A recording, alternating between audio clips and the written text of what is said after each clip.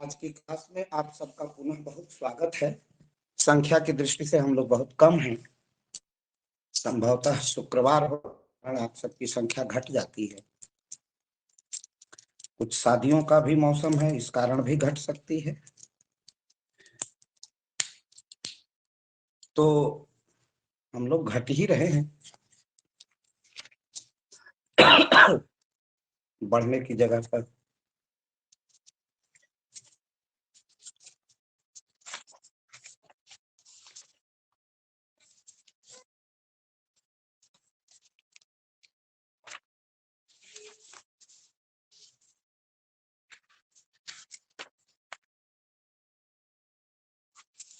तो कल हम लोगों ने अहिंसा पर विस्तृत परिचर्चा कर ली थी।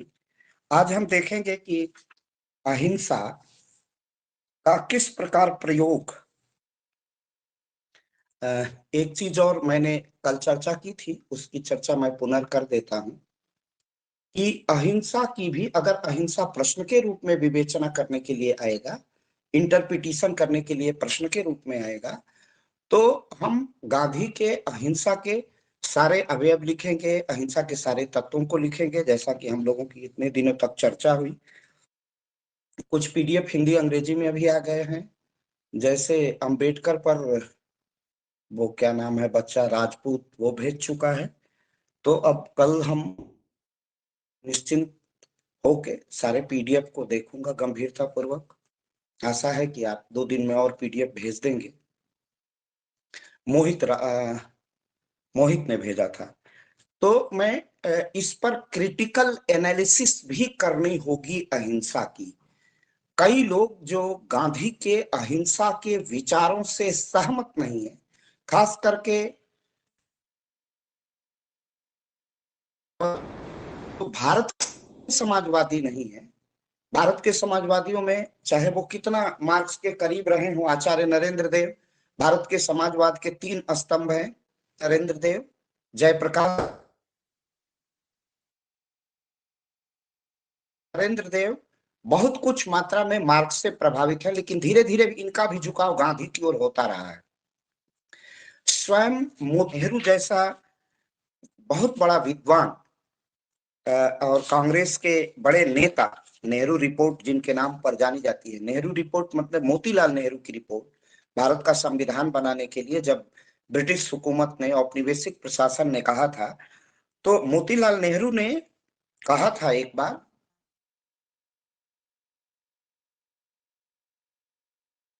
समाजवादी भावधारा के लोग थे, तो उन्होंने कहा था कि मुझे आत्मिक सिद्धांत में, गांधी के आध्यात्मिक सिद्धांत में मेरा कोई विश्वास नहीं है,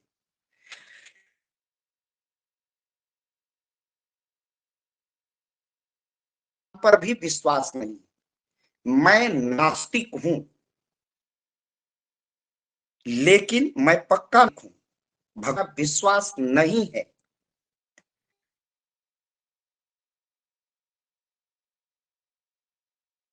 कि आप हमें पराजित कर देते हैं और आप अपने आध्यात्म से हमें पराजित कर देते हैं।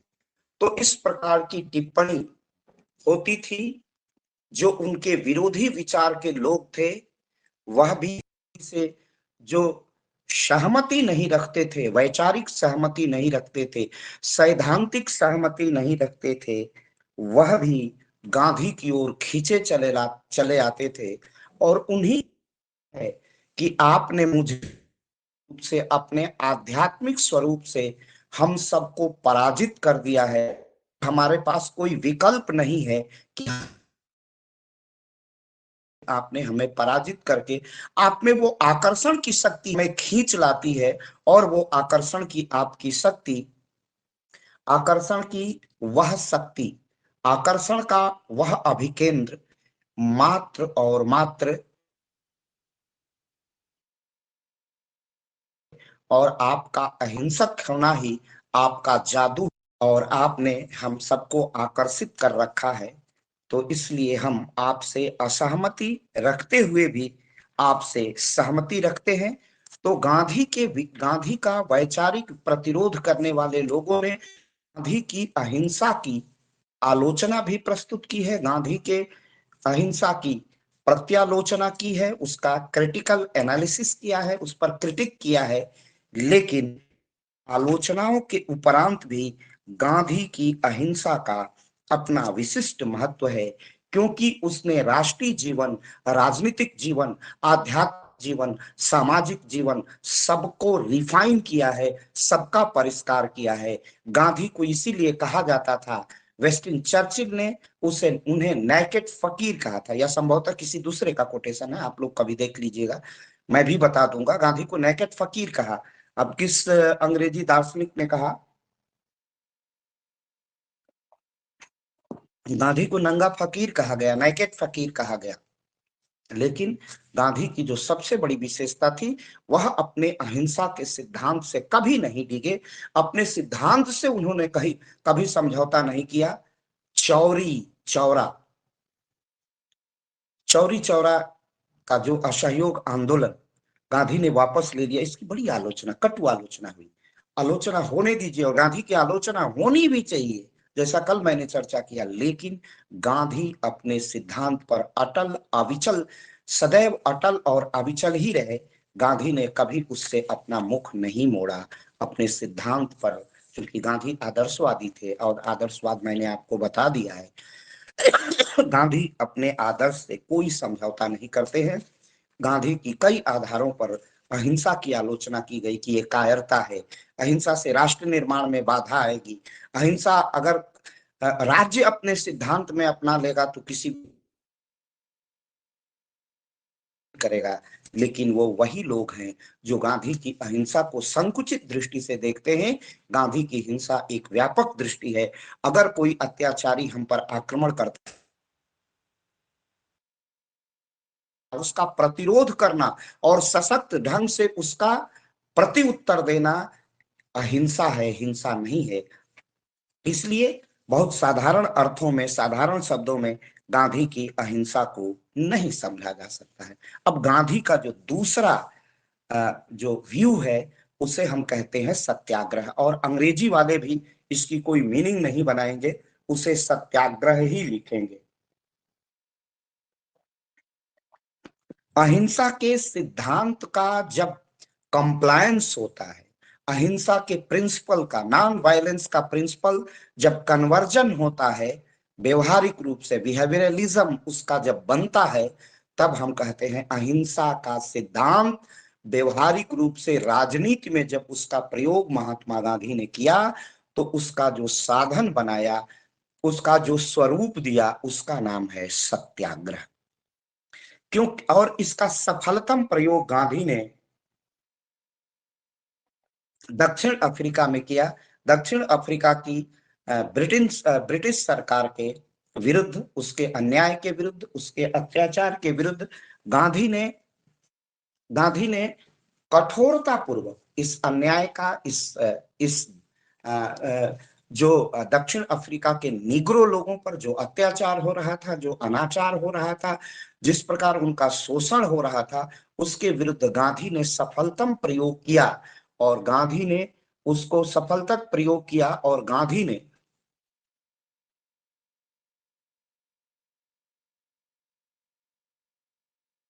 वेस्टिन चर्चिल, इसके मतलब मैंने सही कहा था, वेरी गुड। तो सत्याग्रह उसका साधन है, अहिंसा साध्य है, और सत्य को प्रतिस्थापित करना, ट्रूथ को इस्टेब्लिश करना एम है गांधी का। और इसीलिए गांधी ने अहिंसा के सिद्धांत को अमली जामा पहनाने के लिए, व्यवहारिक रूप देने के लिए, उसे व्यवहार में लाने के लिए गांधी ने सत्याग्रह के सिद्धांत को अपनाया।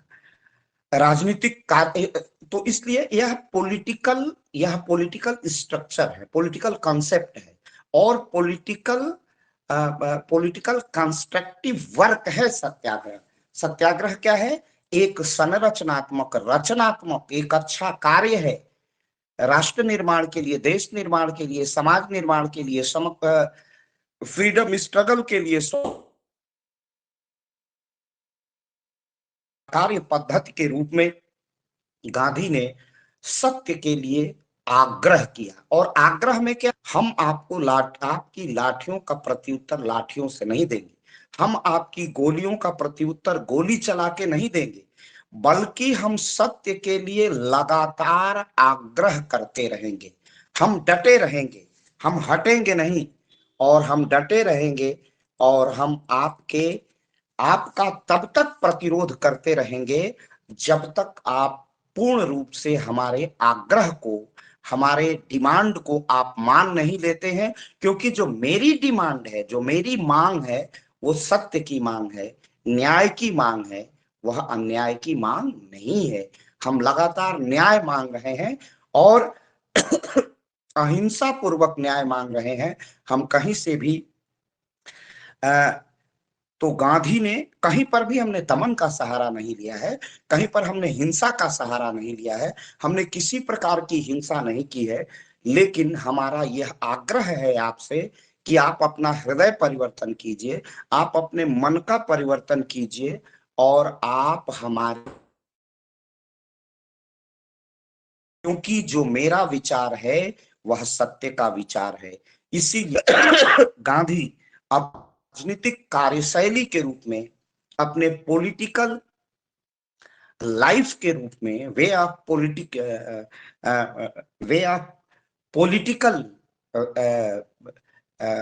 वे ऑफ पॉलिटिकल कंसेप्ट के रूप में गांधी ने इसको मान्यता प्रदान की कि हम सत्याग्रह करते रहेंगे। और दक्षिण अफ्रीका में इसका सफलतापूर्वक प्रयोग किया। ब्रिटिश सरकार को भारतीयों के प्रति जो अन्याय, भारत में भी वहां के जो लेबर्स के रूप में दक्षिण अफ्रीका में लेके गए थे, उनके विरुद्ध जो अन्याय ब्रिटिश हुकूमत कर रही थी, ब्रिटेन की सरकार कर रही थी, यूनाइटेड किंगडम की सरकार कर रही थी, उस अन्याय का विरोध भी गांधी ने सफलतापूर्वक इसी सत्याग्रह के माध्यम से किया। गांधी के नेतृत्व में अन्याय का अहिंसात्मक प्रतिरोध किया गया, और इसे नाम दिया गया पैसिव रेसिस्टेंस। अब यहाँ एक शब्द आता है, अहिंसा के सत्याग्रह में सदैव निष्क्रिय प्रतिरोध किया जाता है। निष्क्रिय प्रतिरोध को बड़ा समझ लेने की आवश्यकता है, क्योंकि गांधी के निष्क्रिय प्रतिरोध को बहुत से बच्चे नहीं समझ पाते हैं। पैसिव रेसिस्टेंस, निष्क्रिय प्रतिरोध क्या है? क्या गांधी की अहिंसा ये सिखाती कि हम कायर हो जाएं और निष्क्रिय होकर हाथ पैर अपना रख करके, पांव रख करके किसी प्रकार की क्रियाशीलता न करें, किसी प्रकार हम डायनेमिक वे ना अपनाएं और चुपचाप बैठ जाए? नहीं, निष्क्रिय प्रतिरोध है। इसको थोड़ा सा बहुत व्यवहारिक रूप से और समझने की जरूरत है। जैसे कोई हम लोग, हमारी कक्षा चल रही है अब तो, जहां तक पूरी मुझे उम्मीद है क्योंकि जो यह इमोक्रॉन वेरिएंट था, यह भी भारत ने अपना वैक्सीनेशन खूब अच्छे ढंग से किया है, तो उसका कोई खास असर भारत पर नहीं पड़ा है। और जितने उसके मरीज थे वो बहुत आसानी से निकल के बाहर जा रहे हैं, डिस्चार्ज हो जा रहे हैं, उन पर बहुत इफेक्ट नहीं पड़ रहा है। इसका कारण है कि भारत ने भरपूर मात्रा में क्या किया है, वैक्सीनेशन किया है। और इस वैक्सीनेशन का प्रभाव पूरी तरह पड़ा है, और उस वेरिएंट को हम लोग मात दे रहे हैं।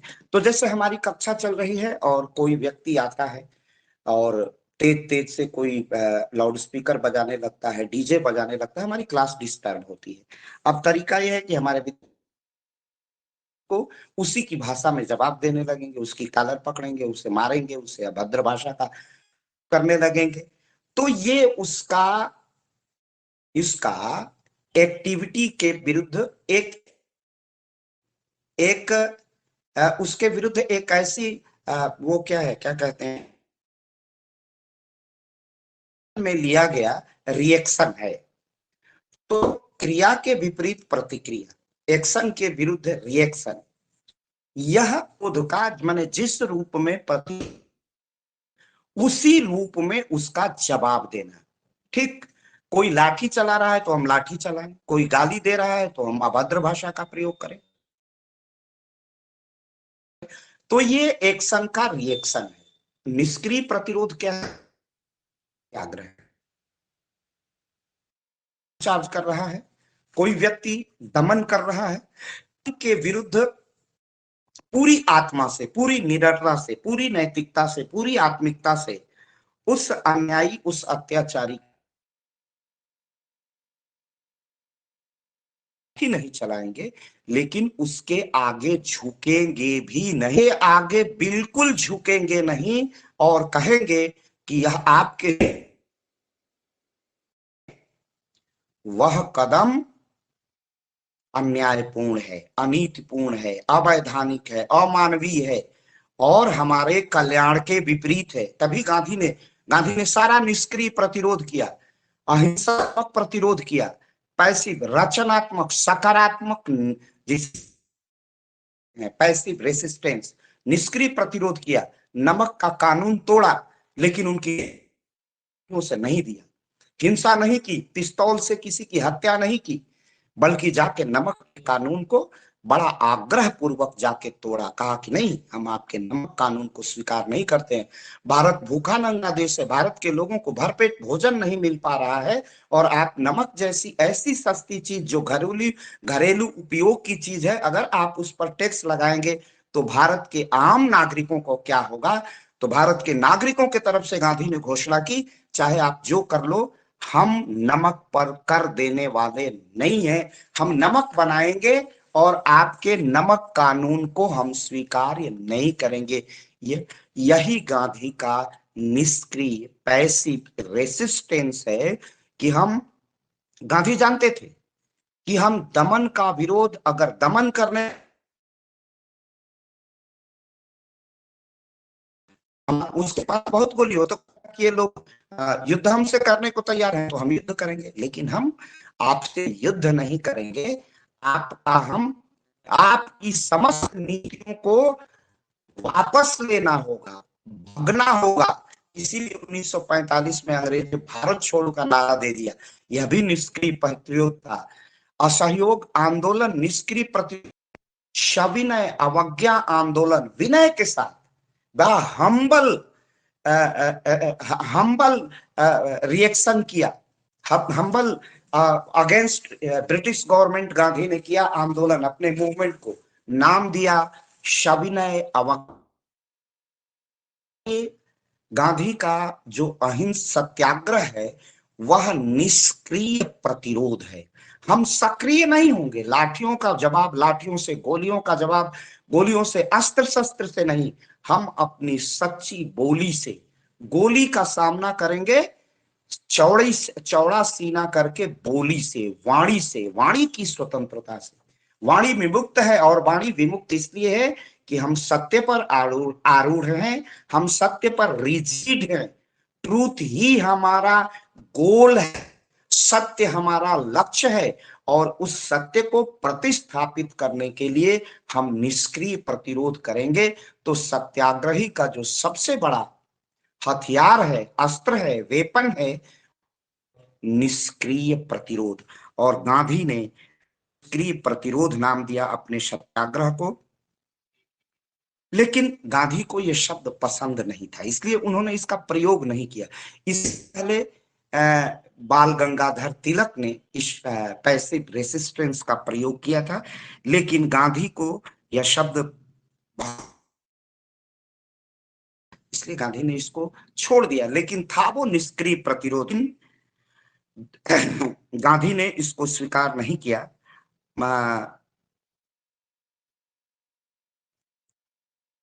तो बाद में कहा गया कि ये निष्क्रिय प्रतिरोध जो महात्मा तिलक ने चलाया था, लोकमान्य बाल गंगाधर तिलक ने, तो क्या इसे हम जो सत्याग्रह है, उस पर बड़ा विवाद हुआ कि इसको हम निष्क्रिय प्रतिरोध कहें, सत्याग्रह कहें, क्या कहें इसको हम, अहिंसात्मक जो हम प्रतिरोध कर रहे हैं, पैसिव रेसिस्टेंस, इसको नाम क्या दे।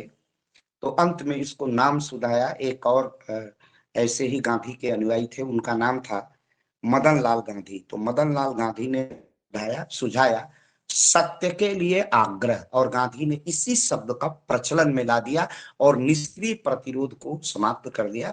और निष्क्रिय प्रतिरोध के स्थान पर गांधी ने जो शब्द को स्वीकार किया गांधी ने, उस शब्द का नाम था सत्याग्रह। इस प्रकार सत्याग्रह का नाम पड़ा। सत्याग्रह का अर्थ है सत्य के लिए आग्रह करना, सत्य के लिए निवेदन करना, ट्रूथ के लिए प्रेयर करना, ट्रूथ की डिमांड करना, हम्बल डिमांड करना, इसी का नाम सत्याग्रह है। इसका आधार है सत्य, अर्थात सत्य से उत्पन्न होने वाला प्रेम।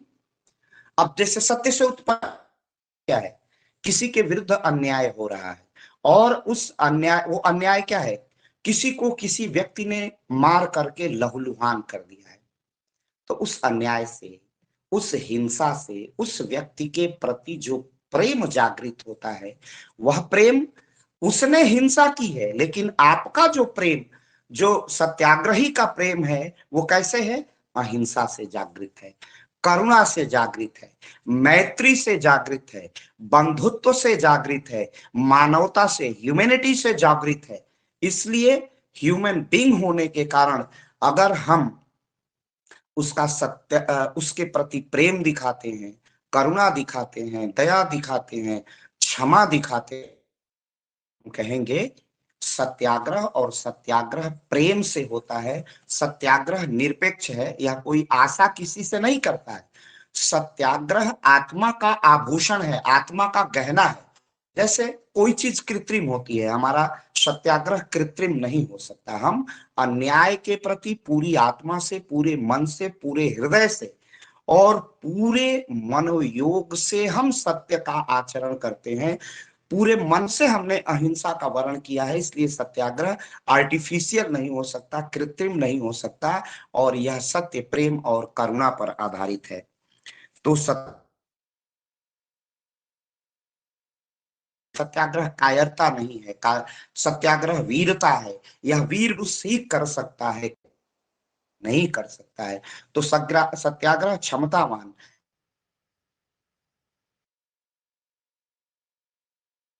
है, आग्रह है।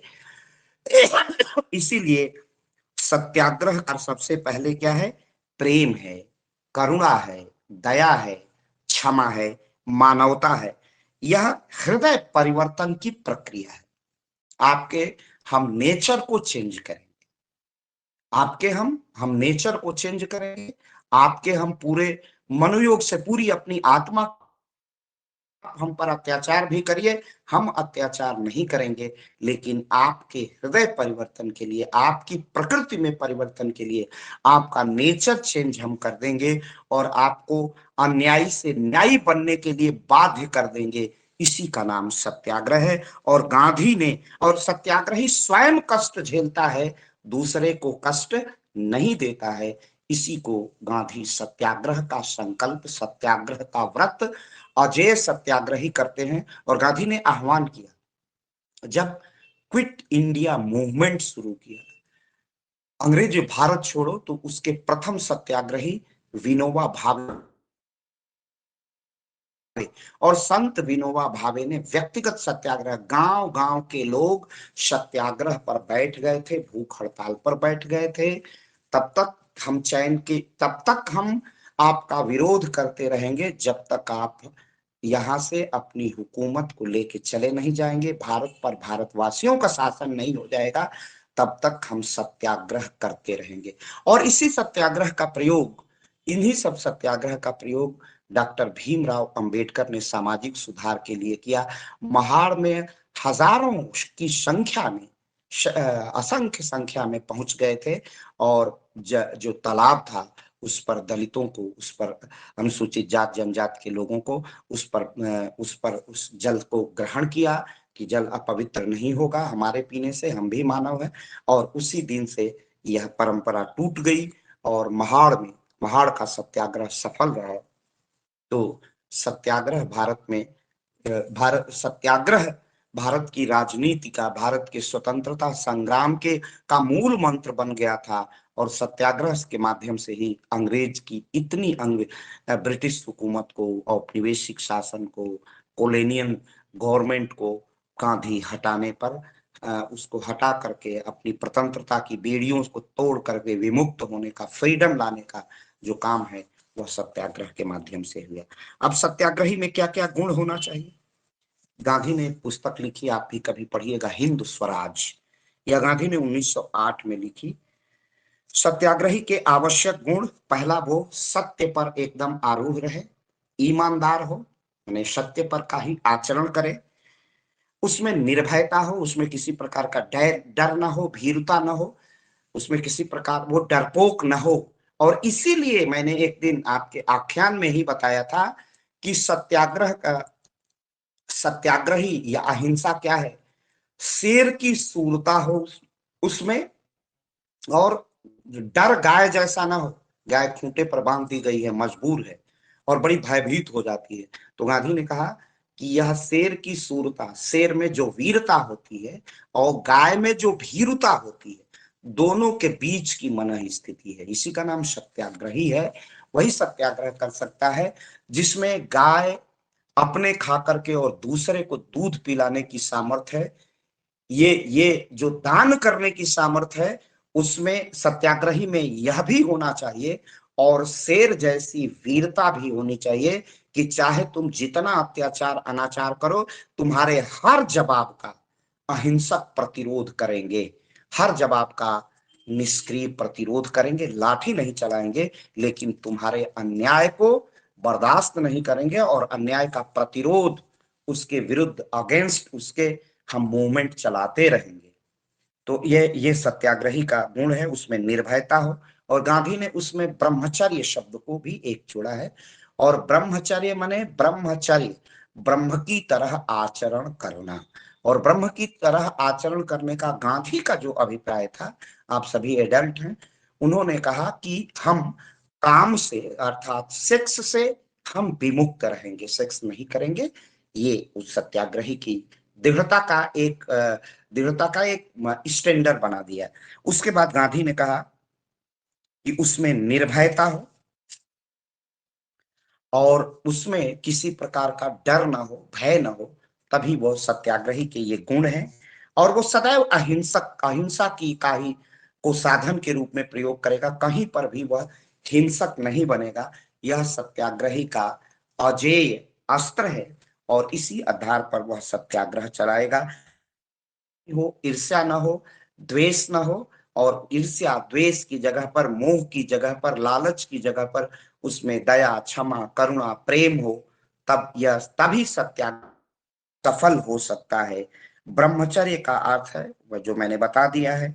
और सत्याग्रही सदैव अपरिग्रह करेगा, निर्धरता का व्रत लेगा। गांधी क्या थे? एक नेकेड फकीर। वेस्टिन चर्चिल ने भी कहा था, नेकेड फकीर था, धोती का एक पल्लू नीचे पहनता था, धोती वही ओढ़ लेता था, क्योंकि भारत भूखा और नंगा है। तब गांधी अपने वस्त्र, अपने शरीर पर महंगे वस्त्र धारण नहीं करेगा। ये गांधी का सत्याग्रही का। आज राजनेता कैसे हैं? बड़ी बड़ी गाड़ियों में आते हैं, गरीबी पर वार्ता करते हैं, एयर कंडीशन में रहते हैं, महंगे भोजन खाते हैं और गरीबी पर बात करते हैं। ये सब बेमानी हो जाती है। इसीलिए इन नेताओं के अपील पर करोड़ों लोग इकट्ठे नहीं होते हैं, देश नहीं चल पाता है, कोई सत्याग्रह नहीं होता है, कोई सविनय अवज्ञा नहीं होता है, कोई क्विट इंडिया मूवमेंट नहीं होता है, करो या डू और डाई नहीं होता है। क्यों? क्योंकि क्योंकि राजनेताओं ने अपनी विश्वसनीयता खो दी है। लेकिन अगर इतने तत्व आपके पास रहें, सत्य, नैतिकता, ईमानदारी, अहिंसा, करुणा, क्षमा, दया, नैतिकता, और उसके साथ साथ निर्धनता का व्रत रहे, अपरिग्रह रहे, हम अनावश्यक चीजें ग्रहण का संग्रह नहीं करेंगे, केवल हमें उतना चाहिए कि ये शरीर चलता रहे। तो जिस दिन वो निर्धनता का संकल्प ले लेगा, उस दिन वो सचमुच सत्याग्रही। क्योंकि अगर निर्धन नहीं लेगा तो आजकल की राजनेताओं की तरह मेरा ही पुत्र मेरे राजनीति में जाएंगे, एक परिवार ही देश चलाएगा, एक परिवार ही राज्य चल, यह परिवार, यह मोह, यह संपत्ति, यह संतति का जो समाजवाद है, इससे विमुक्त होने का मार्ग बताया गांधी ने, निर्धनता का संकल्प। और मजे की बात है कि देश के जितने धुरंधर समाजवादी हैं, सबका निर्धनता का व्रत था। डॉक्टर राम मनोहर लोहिया हो, लोकनायक जयप्रकाश नारायण, चित पटवर्धन हो, कमला देवी चट्टोपाध्याय हो, मामा बागेशी हो, जितने मधुलिमय मधु दंडवते, असंख्य ऐसे नाम हैं जिन्होंने जीवन भर का जीवन ही जिया। आज डॉक्टर राम मनोहर लोहिया का निधन हो गया, कोई बैंक बैलेंस नहीं, और जो पूरी जमा पूंजी बची थी जेब में, वो किसी कार्यकर्ता के द्वारा दिया हुआ 1967 में 7 रुपए पूरी जमा पूंजी पास। तो त्याग और वैराग्य जब एक साथ होगा, तब ही त्याग करने की क्षमता हो, मोह से दूर होने की क्षमता हो। इसके लिए अपरिग्रह कि हम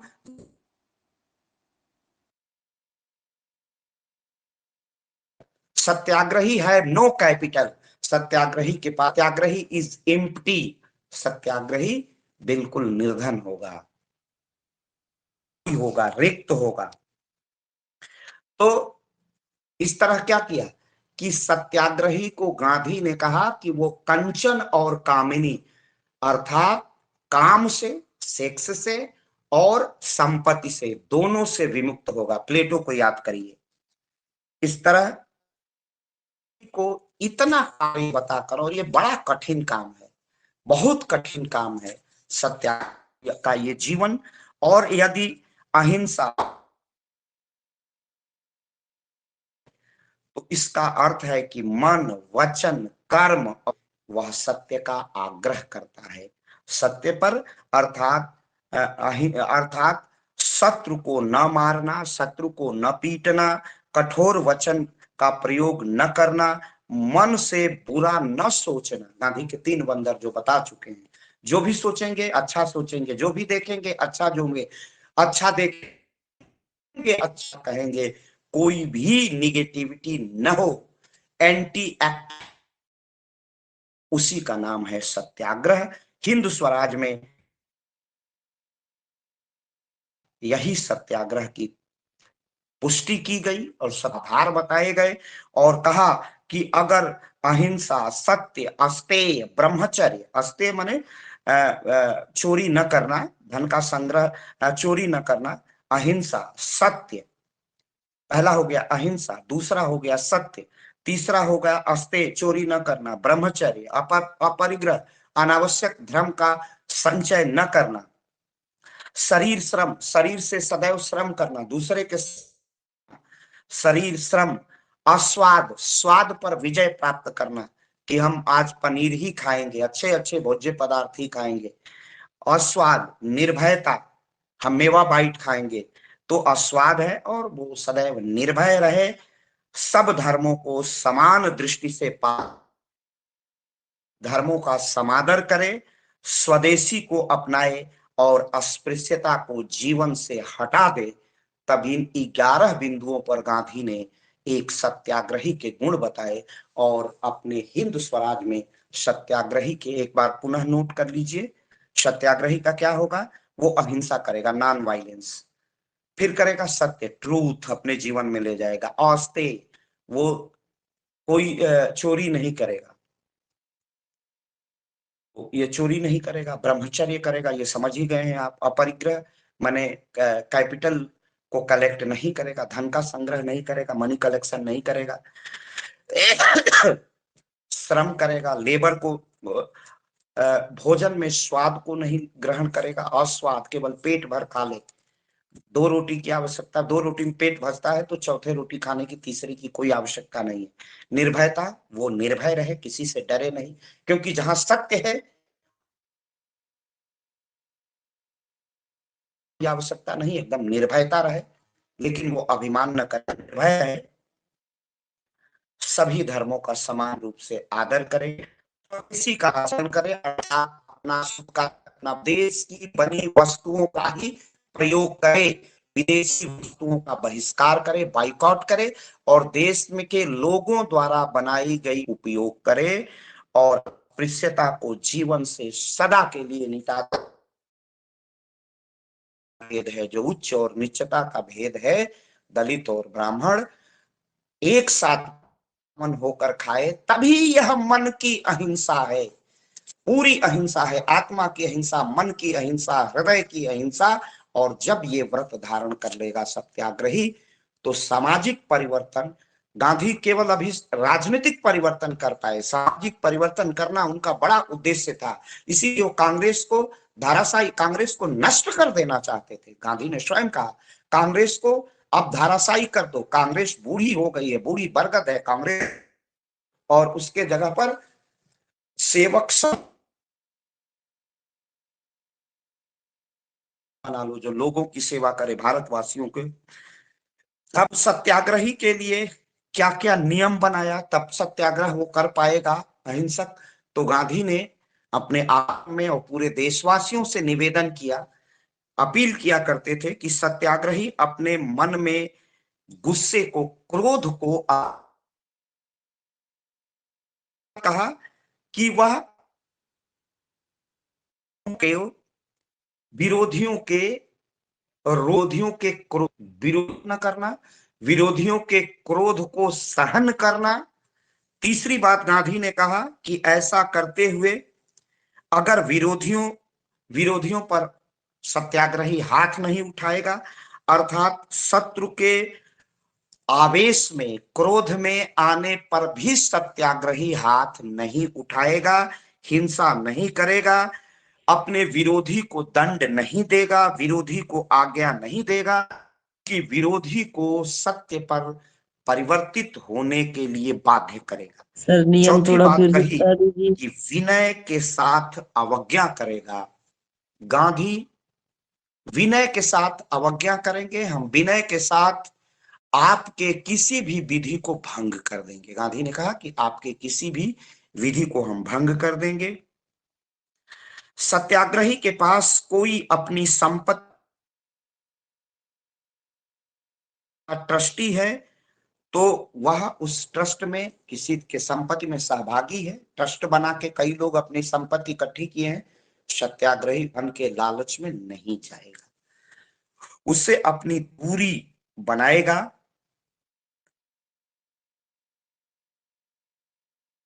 सत्याग्रही कोई ऐसा अपमानजनक कार्य नहीं करेगा जो दूसरे को दूसरे अपमानित महसूस करें, अर्थात सत्याग्रही किसी के की मानहानि नहीं करेगा, किसी का डिफेम नहीं करेगा, और संघर्ष में उपवास रखेगा, किसी का अपमान नहीं करेगा, और सविनय आज्ञा को वो भंग भी करेगा, अगर वो अन्यायपूर्ण आज्ञा है उनकी अवज्ञा करेगा, प्रशासन का, अत्याचारी का, और अपने प्राण को संकट में डालकर भी अहिंसा के व्रत का पालन करेगा।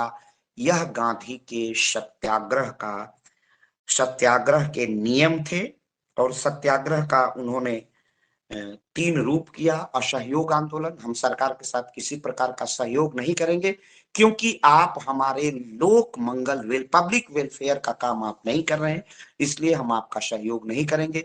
इसलिए सहयोग नहीं करेंगे कि आपकी विधियां नागरिकों के पक्ष में नहीं है, नागरिकों के अत्याचार के लिए नमक विधि, रौलट एक्ट, 3 कठिया, ये सारे लोक कल्याण की कोई विधियां नहीं है, इसीलिए हम इसकी अवज्ञा करेंगे, इसे नहीं मानेंगे और इसे हम इसके विरुद्ध असहयोग करेंगे।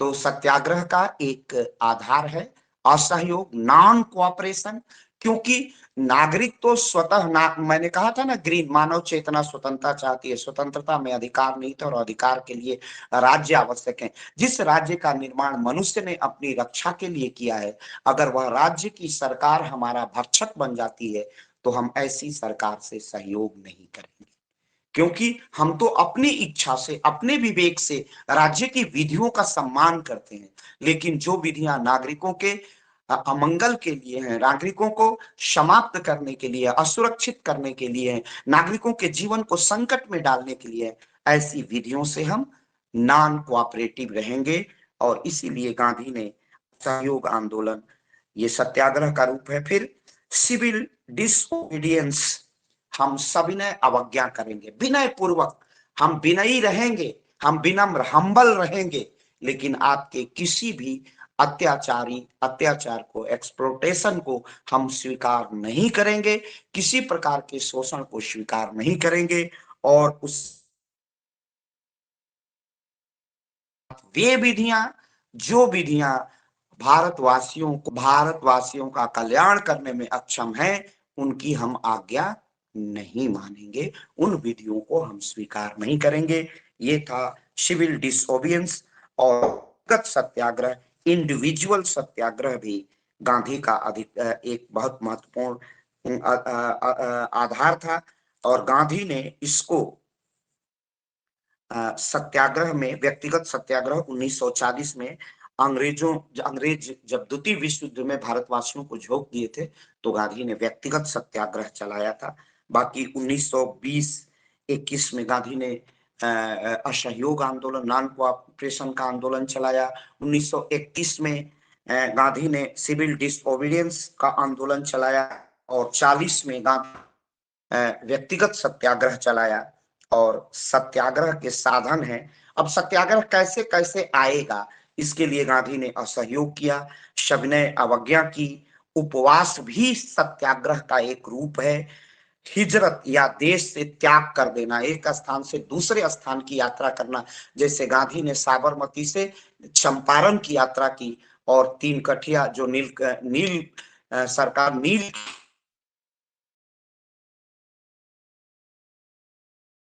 सत्याग्रह कराया, किसानों का वारदोली आंदोलन कराया, ये हिजरत था, एक स्थान से दूसरे स्थान आंदोलन करना।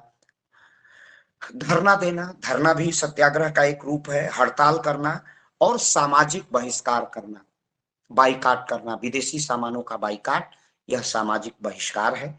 और उनका भी बहिष्कार करना, जैसे जो अस्पृश्यता कर रहे हैं, उनका भी बहिष्कार, सविनय अवज्ञा, उपवास, एक स्थान